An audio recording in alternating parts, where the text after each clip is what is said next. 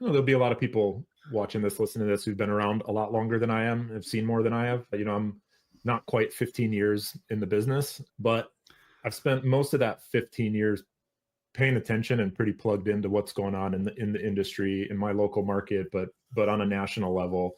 I've been in great masterminds like the NAEA mastermind back in the day, like Agent to CEO right now, having a lot of conversations with people, with top producers, top teams.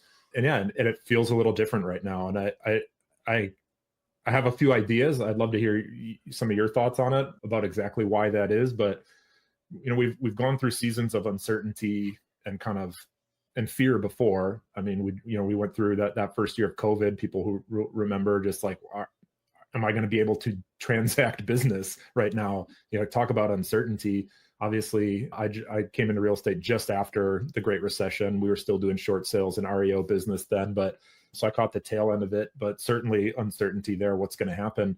But even with those, the people seem to be more distracted and more paralyzed right now than I think that I've ever seen before. So again, I got a couple ideas.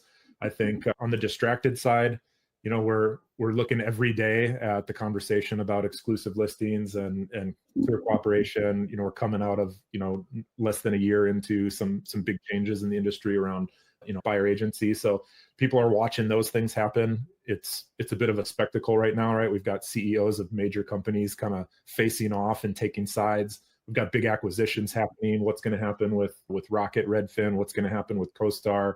Does Zillow have a big move coming up? Is there a major brokerage that's kind of on the table for an acquisition? So we're looking at that. I think then we layer in AI. Everybody feels like there's pressure to implement AI.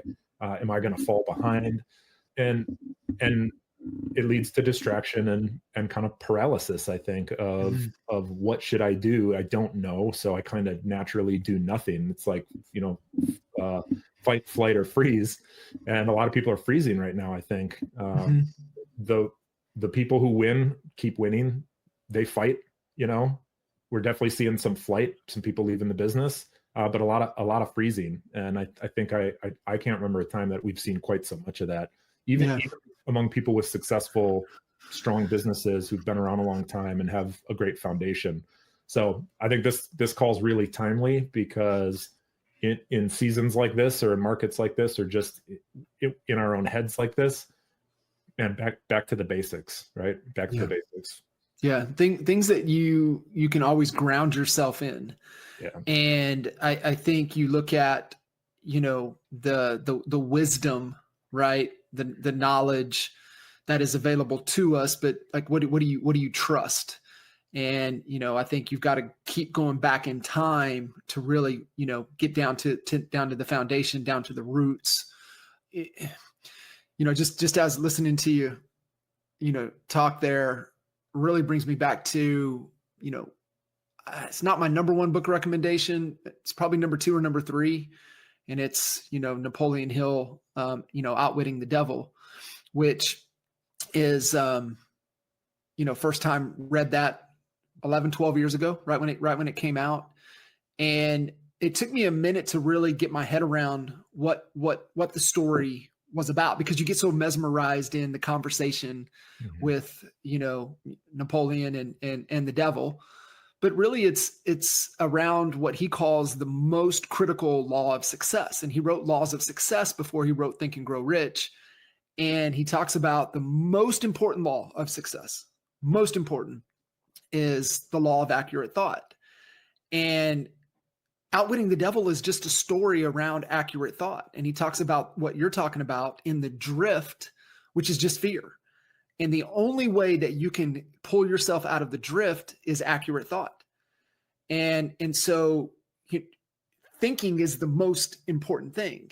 I think I shared it with you. One of the best reels that I've seen in a long time. I sent it to a handful of folks, and DJ texted me right back. He goes, "Bro," and I said, "I know." And it was Patrick Bet-David talking about the best piece of advice that he was ever given. He gives the top 3 things. Yeah. And the number 1 was, I want to be the best. And he said, the gentleman that was giving him the advice said, listen, all of these people that are out there that are ahead of you, they'll read 15, 20, 30, 40 books max in their life, and they'll stop.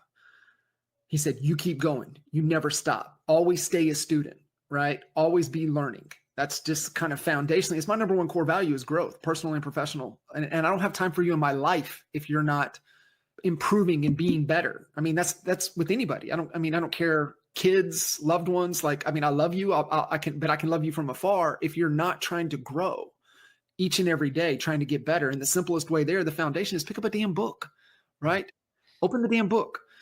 And I got away from it. I've been so consumed just like on the podcast, listening to stuff that, staying in tune, staying sharp, staying listen, conversationalist. But I was like, actually pick up a physical book and really, started diving back in. In fact, you and I were talking about a book right before we even jumped on.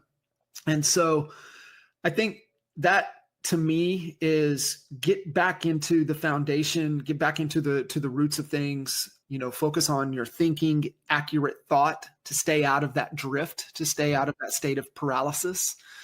But then once you have that, what's the action, right? What's the action that is required, the necessary required action to go forward? And I think it all has to live in how you're allocating your time.